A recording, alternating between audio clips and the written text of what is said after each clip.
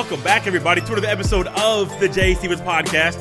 This is episode 51, dedicated to a man that killed a bird with one single pitch, Mr. Randy Johnson. And as always, thank you for listening and downloading to another episode of the podcast. On today's episode, we talk all things college football with Mr. Darnell Sallins of the Playmakerz blog podcast. He joined me to talk college football. I said college football playoff semifinal games are coming up on Saturday. Why not bring someone on to talk college football before the big matchups this weekend? He's a co-host of the podcast. Him and his co-host Dallas do a really good job. They actually did what he mentioned was a group of five champion. They crowned a group of five champion. He lets you know who that is during our conversation. Starting on Thursday, we're going to start a best of series for 2019. On Thursday's edition, we're going to have best of segments that I have done, me personally. On Monday's edition, Monday, December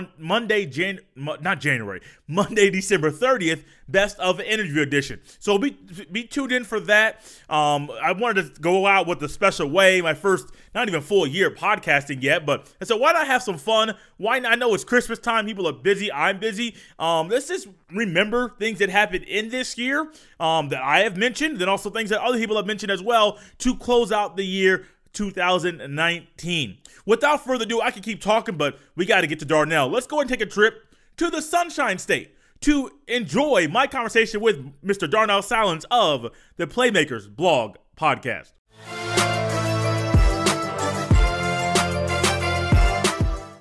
Hey, Darnell, welcome to the podcast.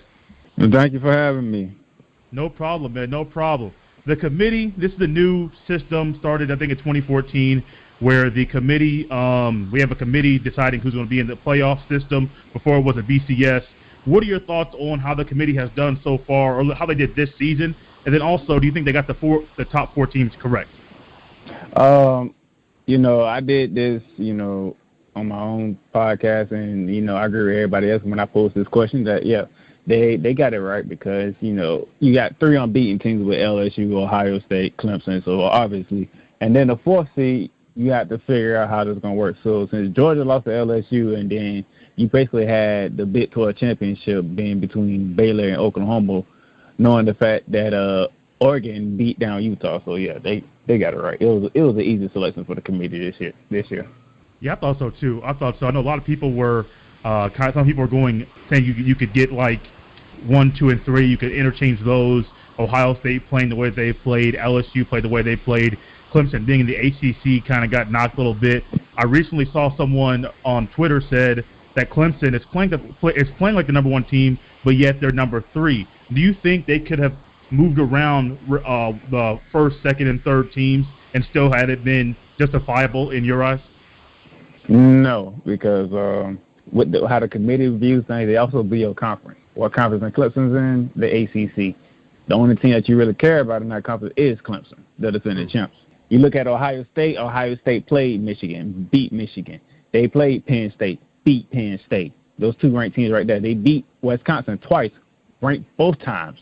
Yeah, so Ohio State has the resume. They have the opponents. LSU, nobody's seen this coming from LSU, especially on the offensive end. What they did to my Florida Gators in primetime action. What they did in Alabama. What they did to Auburn. And what they did to Georgia in the SEC championship game. So clearly, 1 and 2 is either Ohio State or Clemson. And LSU. Clemson, they are in probably one of the worst conferences in the Power 5. Easily, you could easily say that. With the matchups, LSU, Oklahoma, Ohio State, and Clemson, which matchup are you looking forward to the most, and why is that? Ohio State, Clemson, because we're gonna see. Because Clemson is still the defending champs. Let's not forget that. They are defending their crown. So don't think they're not going to come in and do something. Matter of fact, the last time these two teams faced off was in 2014, I believe, in the Orange Bowl, and they smashed the brakes off Ohio State. Sammy Watkins went crazy over these guys. And you talking about they still got Ross. They still got talent at receiver. Trevor Lawrence, he's getting his groove back now. So Justin Fields, Chase Young, they gonna have to be, these boys they better be ready because Clemson is coming. You know, Dabble is saying they still don't respect y'all. Y'all the defending champs and y'all the third seed. They still don't respect y'all. And then they put you what they're gonna say is they put you in the de facto national championship game against Ohio State. So make a statement. Yeah, I think you're right. Dabo Swinney, I think on my podcast, I made a comment saying he is kind of taking on that Nick Saban role about talking about the media, how they're being portrayed, things like that. And Dabo has a point. People have not given Clemson respect all year long. Clemson, they started off a little rough. They had new players. They lost some of their key players on the defense. So you think the first 4 or 5 games they're going to be kind of your feeler games, fill out games, try to get your feet wet, try to figure out what this team is going to be or how they're going to get down the road when the ACC get in the playoffs, things of that nature. And I think once Clemson turned the corner and they finally had the game against North Carolina, which many people say, oh, that's a knock on their schedule. That's kind of where they flipped the switch and they just started saying, hey, we're better than everybody else. Our conference is not good, and we're going to just go ahead and beat everyone down. And that's what they have done all season since that North Carolina game. Do you think that was a turning point in their season when they finally said, hey, let's just play football. Let's have fun? Honestly, I don't think they had a turning point. They were just being them. They were just being them because they are the most talented team in that conference. So like no matter how they played, you expected beatdowns coming. When you look at their schedule, you ain't see none of them games being close. You see nothing but beatdowns coming, and they provided those for that North Carolina game. Yeah, I remember when ESPN or maybe it was ABC, they put Clemson and North Carolina State in primetime, and in my head I was thinking, why in the world are you putting this game in primetime when you want your best ratings? You know Clemson is going to beat them down. But I remember, I think it was last year before, sometimes they put those big marquee teams on so they can get some primetime spotlight instead of getting a primetime matchup. I remember it was Ohio State a couple years ago. I'm an Ohio State fan, and a couple years ago, Ohio State played Nebraska, and they played, I think it was Maryland or Rutgers in primetime. I'm like, what are you guys doing? But Clemson had that stage to show the world that they are a really good team, an elite team this year.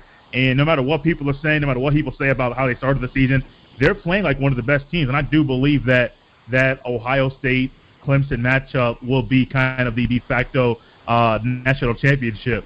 I'm glad you brought that up because last year, Ohio State was in prime time when they went to Purdue. Mm-hmm. I think we already know what happened. Purdue caught them slipping. And that's why Ohio State didn't get in the playoffs. Clemson was on prime time, and they just handled business as usual. They sure did. I live in Indiana, and I have buddies that went to that Purdue-Ohio State game. I didn't know they were even there because just people I went to school with, the people I see periodically. Well, I look up on Facebook, and I'm seeing all these pictures. Everyone's ranting. Pictures on Facebook, on Instagram, talking about, oh, man, Purdue beat Ohio State.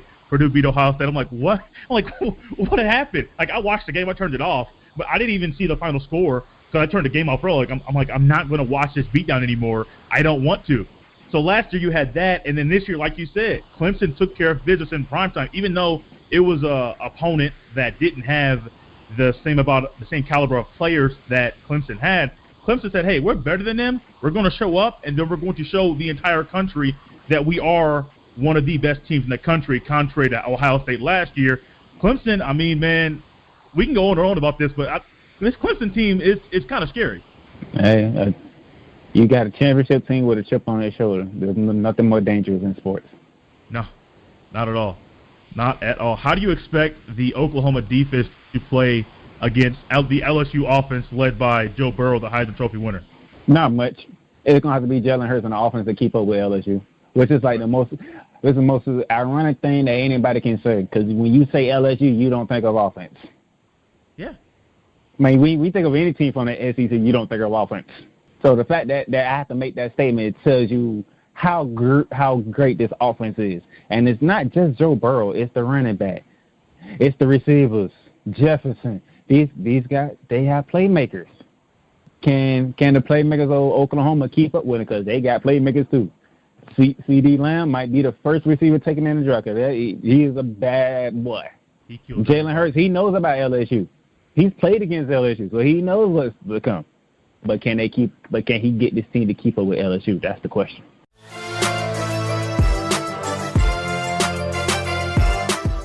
Have you ever thought about making your own podcast? It seems like that's the in thing right now. Well, do I have the people for you? Anchor is a one-stop shop for recording, hosting, and distributing your podcast. Best of all, it's 100% free and extremely easy to use.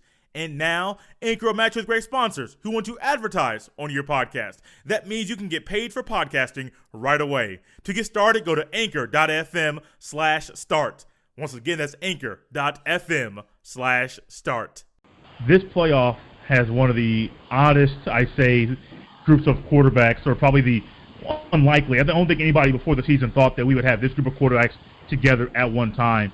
Jalen Hurts, Joe Burrow, Justin Fields, Trevor Lawrence. Jalen Hurts won a national championship. He's been there. He's done that. He's been proven. We know what he is. Joe Burrow, Heisman Trophy winner, had a very unique, one-of-a-kind season this season. Justin Fields, 40 touchdowns, 1 interception, 50 touchdowns that he's been responsible for. Really, no one expected this being a transfer from Georgia to Ohio State. And then Trevor Lawrence, calling Sunshine, remember the Titans. He hasn't lost a college football game.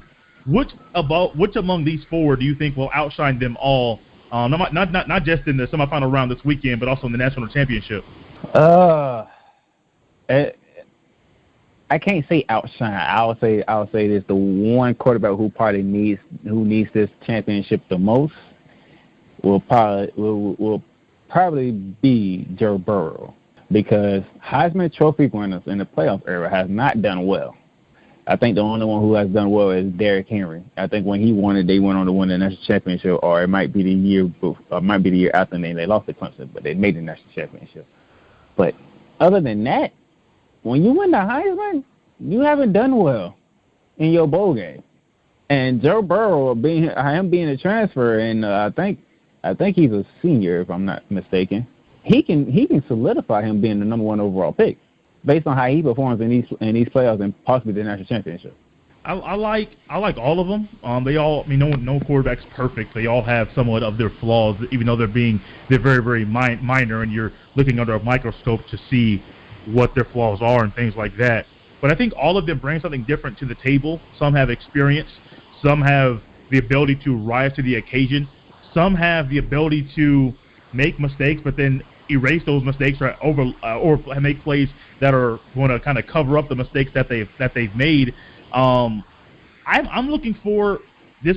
I'm looking for Trevor Lawrence, even though I'm an Ohio State guy. I'm looking for Trevor Lawrence to, in this game, show the world that he is still that guy people said he was after the national championship game last year. I remember after that game, I was at work, and one of the guys at work came to me and said, "Jay, did you watch that game?" I said, "Yeah, I watched it." Like, nonchalantly, it's in the morning. I was hyped from the game, but I was still like waking up from it being so early. And he was like, "Man, that dude Trevor Lawrence, he could be a number 1 pick right now." I'm like, he's a freshman. And this season, last year was a freshman. This season, his sophomore year, no one really was talking about him all year. They were like, they kind of didn't lift his name up as much because of the early season play that he had and the way that the ACC opponents were. I'm thinking, you can't knock Trevor Lawrence. The guy, just a few minutes ago, you guys are praising him and saying he's going to be a number 1 pick, he's going to be a NFL player, NFL star. Then all of a sudden, that's the next season. People aren't really saying much about it. Even now, he wasn't in New York. He wasn't there at the Heisman ceremony. The seasons that the quarterbacks that were there in New York, they had a better season than he did this year. But I'm looking for him, man. I don't know about you, but I'm looking for Trevor Lawrence to just remind everybody that he is still that dude. Oh, and if he destroys Ohio State, he'll remind everybody, because the most complete team out of the 4 is Ohio State. So as complete team, it will be Ohio State. So you got another Heisman finalist, and Chase Young going to be coming after Trevor Lawrence. So we're going to see how that matchup goes. Man, that matchup alone. Now, don't get me wrong. The LSU-Oklahoma matchup, there's a lot that's there, a lot of star power, a lot of players that will be playing in the NFL and the upcoming draft, things like that. But that matchup, Ohio State-Clemson, not just because the last time they played, Clemson rocked them, not just because Ohio State and Clemson's been disrespected. Some are saying Ohio State's been disrespected. But these players are very, very hungry to prove that they belong. And I think that game right there, man, it's just going to be a dogfight the entire time. J.K. Dobbins, Travis Etienne. People are saying J.K. Dobbins is not better than Travis Etienne. Travis Etienne is the best running back in college football, but the numbers don't show it. People that like the stat guys, they say all this stuff. But I think that game alone is going to be that game where people are like, ooh, one of those games where we remember this game 10, 20 years from now. I'm not a guy that's like looking. I don't like to make bold statements like that before the game happens, but this has all of the it has the recipe to be one of the great games we talk about for years and years and years. Yeah, I mean, it's I would say within this short amount of time of the playoff, this one by far is the most intriguing playoff we have seen for college football.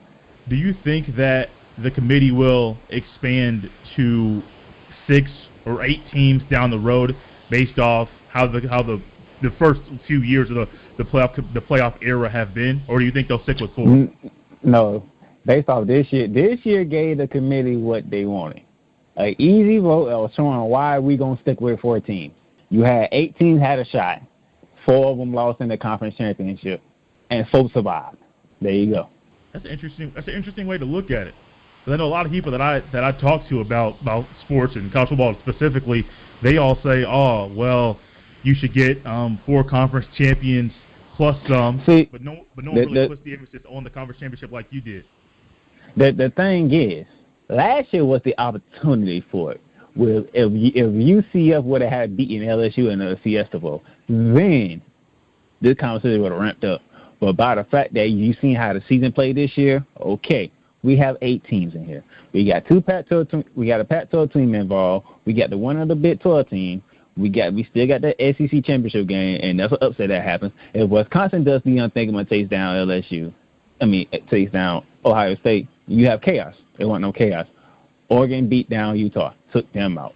Wisconsin, they started off good in the second half, but they're 2 halves in the game. They didn't show up in the second half. Ohio State wins. Wisconsin's out. Ohio State's in. Clemson did what they supposed to do to Virginia. Clemson's in. LSU took down Georgia. LSU's in. LSU going to be in anyway, but they just eliminated Georgia. So now you got the Big 12 championship. Who's going to win? Does Baylor beat Oklahoma and beat every team on their schedule, or does Oklahoma beat Baylor twice, which they did? There you go. Yeah, what would you say? Let's say Notre Dame had an undefeated season. I'm just playing hypotheticals now because Notre Dame is one of those teams that's independent. They're not in a conference, but they still play a Power 5 style of schedule every single year. What would you say? Let's say Notre Dame was undefeated, let's change that. Let's say Notre Dame had 1 loss. Oklahoma won their conference and had 1 loss. How would you put Notre Dame into the mix if their 1 loss was only to Georgia? You still got to put Oklahoma in there. Because when you look at these teams, when you look at them, you look at their resume, you look how they play, you see the eye test. Everybody, Oklahoma's the better team.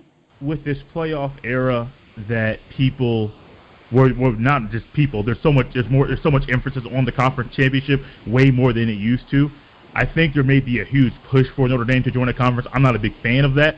I think that their schedule will speak for itself with the teams that they play. I don't like that they're playing a wannabe ACC schedule where they're playing 5 of those teams because it's kind of, to me, dumbing down and watering down their schedule. When before they had way tougher opponents scheduled every single year, and then when they kind of said, oh, we want to be a part of the ACC, but we don't, so we're going to play 5 of you guys instead of a regular ACC schedule. I think it kind of dumbed down the schedule, but I think there may be a push for Notre Dame down the road to join a conference simply because conference championships, there is more weight on them than there used to be. See, now what you're forgetting is, remember when they was undefeated in the BCS era? Mm-hmm. And everybody knew they shouldn't have been in the championship game, but they was the only unbeaten team? Mm-hmm. They ran into Alabama, and what happened? Got beat down. Bad. That's when, and I'm pretty sure that people in Notre Dame, that's when they knew, yeah, we can't have a schedule like this again because we just got blasted on national television in the biggest game ever. So now they're going ahead, they trying to schedule tougher games now. But you mean when you locked in with the ACC, how many tough games are there unless you're playing Clemson? Right. And I don't think they played Clemson yet. So they did not play Clemson this year. That would have been their only should have been their only tough ACC opponent they played this year. I'm pretty sure the Virginia Tech game was close. I think there was another ACC opponent they had this year that was close, but no, that would have been a game that I think everyone would have wanted to see. because Notre Dame, the school, what that school represents football-wise for so many football fans, and then also you have Clemson, kind of just like they've been the best team the past couple of years. You would want to see if Notre Dame could hold up against one of a top 2-3 team in the country this year. Couple things before we get to the rapid fire style questions real quick. Who do you have winning the playoff games, the Peach Bowl, LSU, Oklahoma, then Ohio State and Clemson, and then who do you have winning the national championship? Right now, as we speak, I'm on LSU versus Clemson. I'm looking for all Tigers national championship, and right now I'm leaning towards LSU. Things can change now because we still got a couple of weeks though. But a week for the playoffs, and we still got a couple of weeks for the national championship. But right now, I'm leaning towards LSU. Okay, I was curious about that because I know a lot of people they're saying LSU, Ohio State, not because Clemson is not good. They just think that the way that Ohio State has played all year and how they've dominated their opponents all year, except for. I mean, they had some hiccups a couple times throughout the season, but people are saying that they think that even though Clemson is a really good team, Clemson will be good, but not good enough to beat Ohio State. Interesting though. I can see any game going either way. I can see Oklahoma beating LSU, which would be the best game of Oklahoma's life, but I could see it happening, and I could see Clemson or Ohio State beating each other, and then the national championship could be the same way. This could be one of those where it's like a toss-up no matter what team's playing. I got a few questions real quick. Just give me the first. Now, these are not all going to be college football questions. Some are going to be basketball, some may be football, some just may be just you in general. But I got 9 questions where I want you to give me the first thing that comes to your mind. Then we'll get into this thing here shortly. Number 1, what do you enjoy most about podcasting? Honestly, just talking about sports. You know, sports is a thing that I love most. You know, growing up, they used to call me Mr. Sports Center because I pretty much can tell all the stats. Even family would call me like, "What's this and what's that?" And seeing that podcast was an avenue, you know, podcasting and see if I can do some sports podcasting, and it pretty much just me and doing what I love, basically. What's your favorite sports movie? Oof, sports movie. I'm going Coach Carter. Okay, I can get down with that. That's a one-of-a-kind of movie that's not talked about as much as it used to be. Favorite NBA player? You know, I'm not gonna pick Jordan because that's you. Because I kind of grew up in Jordan there, but I ain't gonna pick him because that's like a favorite. So I'm gonna go Tracy McGrady. Best sports memory? Best sports memory. When Florida won the championship in football. And then a couple of months later came back and did it in basketball. Man, I had a buddy, and him and his brother went to University of Florida, and he was just talking so much trash that entire time, from the football to the basketball. Like, man, I'm like, Mark, shut your mouth, man. But he just kept running his mouth. I would talk trash to him, so it was his chance to talk trash back to me. What was the scene? Are you from Florida? Yeah, I am from Jacksonville, Florida. What was the scene down there during that time period? It was kind of weird, much to think, because when you in Jacksonville, like, you got Bulldog fans here, you got Florida fans here, you got Nose fans here, Hurricane fans here. Man, when you come to Jacksonville, it's almost like wherever when it comes to college football. This town just loves college football. Kobe or LeBron? What are we talking when you mean by Kobe or LeBron? Who would you say is a better basketball player, Kobe or LeBron? Better overall basketball player, LeBron James. If you had to rank them, say 1 through 10, would you put Kobe ahead of LeBron or LeBron ahead of Kobe?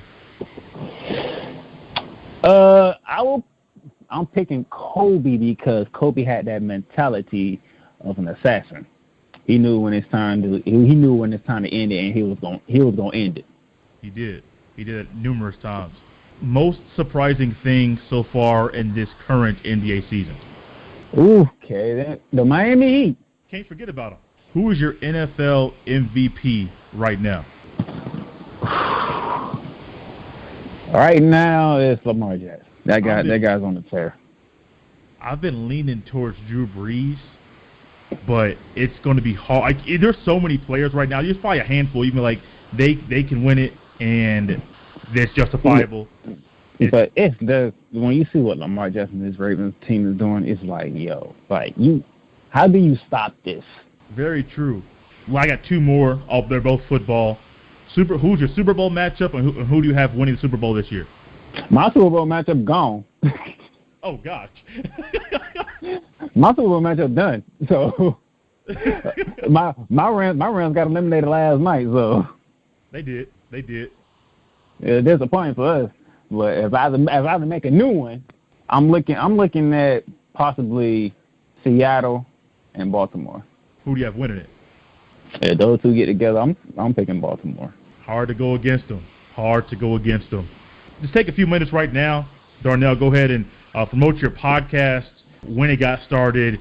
Tell a little bit about it, where they could find you, where people could find your podcast on social media, what platforms they can listen to it on, things like that. So the podcast is called the Playmakerz blog. That's with a Z, not an S.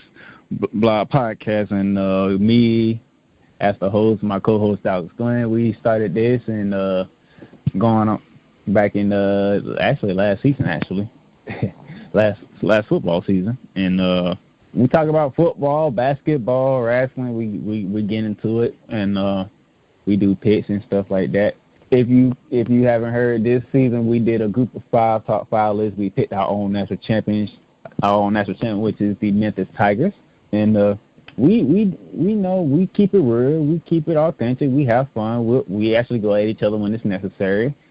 We'll take jabs at each other. We'll troll one another or troll other people and stuff like that. Dallas has this thing when it comes to college football, what coaches need to go based on what's going on. You can catch us on Spotify, Stitcher, Apple Podcasts, Google Podcasts, pretty much iHeartRadio, pretty much almost any platform that you can think of, because we just got added on the Overcast not too long ago. We are in a partnership with Raise the Flag, RTF Production. Nice. It's many different ways to get at us. Twitter at Playmakerz, or you want to get at me, D20 Playmaker, Facebook, down at Playmakerz Sallins, or the Playmakerz blog, Dallas Glenn on Facebook. You know, we talk to a lot of people through Facebook and Twitter. So we don't make ourselves hard to find. I don't want people told me when I started podcasting that the best way to communicate with people is communicate with them. Don't be someone that when they reach out to you, don't reach out back. Just have a good fluid communication back and forth with the people, the listeners, and things like that. Hey, Darnell, I really appreciate you coming on. We'd love to have you down the road. I really appreciate you coming on and talking some college football with me, man. I really appreciate it. Thank you for having me. I had a good time. Before we get out of here, we got more picks to get off. Yes, I know it's not the typical day to get picks off, but bowl season, we're going to predict some more games than normal. On Monday, December 23rd, the Gasparilla Bowl down in Florida, we got UCF over Marshall. And on Tuesday, Christmas Eve, the Hawaii Bowl, I'm going with Hawaii over BYU. Also, Merry Christmas, everybody. This will be the last time you hear from me before Christmas. Enjoy the time with your family. Enjoy the time with your friends. Enjoy that phenomenal, that great Christmas dinner that you're going to enjoy. Enjoy it. Yes, you're going to get presents. For those of you that have birthdays this time of year, I sure hope you get extra. I know some of you say, no, I don't get extra. I just get the normal amount. That's great. Be happy you get something. There are a lot of people out there that don't get to spend time with their family or with their friends or their loved ones during Christmas Day. So don't take what we get, either material things that we get, or even don't take for granted the time we get to spend with our loved ones, especially watching basketball. 5 games on Christmas Day, starting at 12, all the way up through midnight, even going to the very next day. Enjoy it. This day comes around once a year. Don't forget how special this day is. Thank you for listening to another episode of the Jay Stevens Podcast. As always, you can follow me on Twitter at Dr_J25. Once again, that is at Dr_JAY, the number 2 and the number 5. Remember to always subscribe, rate, and review. It's a great way for people that are searching for new podcasts to listen to come across this one. Then remember to always get the word out about the podcast via word of mouth. The things that we enjoy in life, we are more willing and somewhat wired to tell other people about. So no matter if this was your first episode or if you have been listening since episode 1, be sure to let people know about the podcast. This has been episode 51 of the Jay Stevens Podcast. I'll see you next time.